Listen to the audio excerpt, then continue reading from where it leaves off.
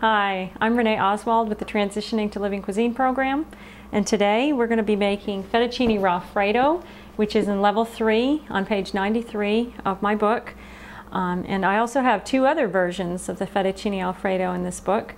And the reason they're in different levels is that every level is a little different as far as the nutrient content and the fat content, the vegetable content. So as you progress along this path, you can try the different levels and see what's working best for you and your body.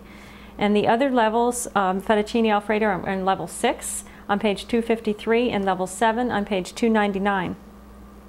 Now this is a great recipe to try for people that are just starting on raw food, because they're just amazed that this is really non-dairy. Fettuccini Alfredo is what it is. That's what I'm simulating. And there's no dairy in it. We use nuts. We use pine nuts, macadamia nuts, and cashews. Anyone that is opposed to using cashews can just use equal parts of the pine nuts and the macadamia nuts. This combination is made it the cheesiest flavor for me when I was trying different ways, and also the nutritional yeast adds a lot of cheesiness to the recipe. I'm using a miso in this recipe that was recommended to me by a good friend, Barbara Adelstein, and it's a South River brand miso. It's chickpea miso. There's no soy in it. It's wonderful. It's a really great tasting miso. And I love to hear from all of you about what you're liking, any comments about the recipes on my blog. Just go to reneoswald.com/blog. Sign up for my blog and you can add comments. I try and send out a blog at least 2 or 3 times a week to keep you informed, to answer questions that you have. If you have any questions, ask me on the blog. That's a great place to communicate, and I'd love to see you there. So this is real easy. You basically use your Vitamix, my favorite high-speed blender, and we use a half a cup of the cashews. We don't have to soak any of these nuts. If you want to soak them, you can soak them for about 30 minutes. It just helps to soften them, to make them a little smoother, but you don't have to, because this is a high-speed blender and it works really fast. So there's your half a cup of cashews, and then a half a cup of pine nuts, and a half a cup of macadamia nuts. A third of a cup of nutritional yeast, and 1 large clove of garlic. And when you're cutting your garlic, so that you have less chance of having garlic breath from your garlic, just cut the garlic in half. You'll see the center of the garlic. There's what we call the core of the garlic. Cut right through the center of that core. And then just pop the core out of the garlic. This core is what causes garlic breath.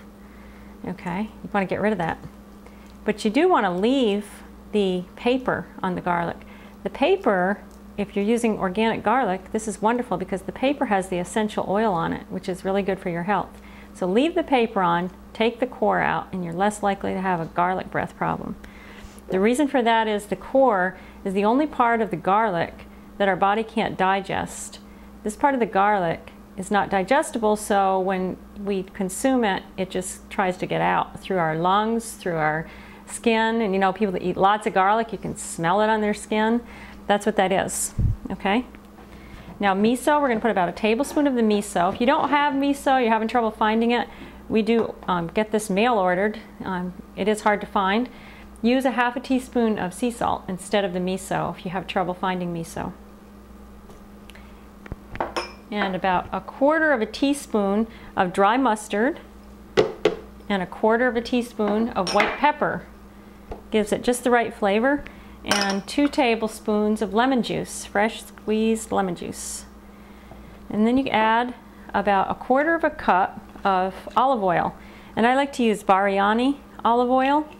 That's my favorite. And you can find that link on my website for the Biryani olive oil. That's a stone-pressed, cold-pressed olive oil that's made in California. It's excellent olive oil.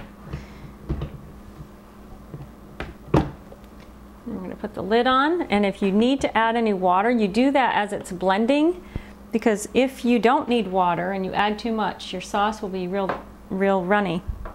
So I'm going to get the water ready.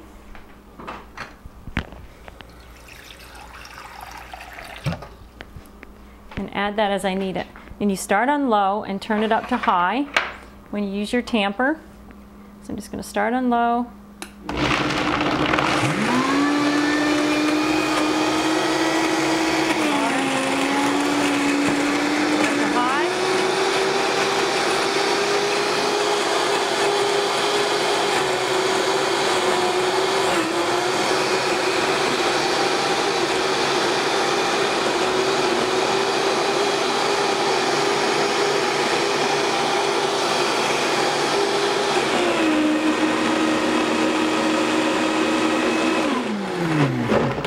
And that's your sauce.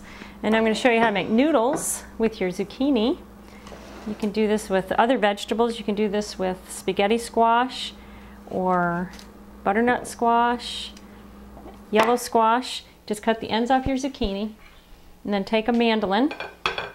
I use a mandolin with an attachment to make noodles, which looks like this. It's just a little addition to your mandolin.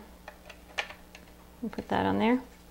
If you don't have one of these, you can actually do this with a vegetable peeler.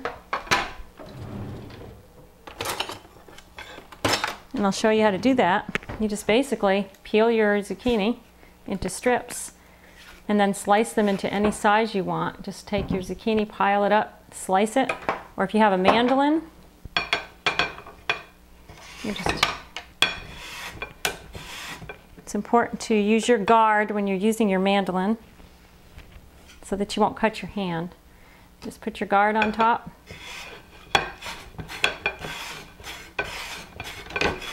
And you have beautiful zucchini noodles. These are your noodles.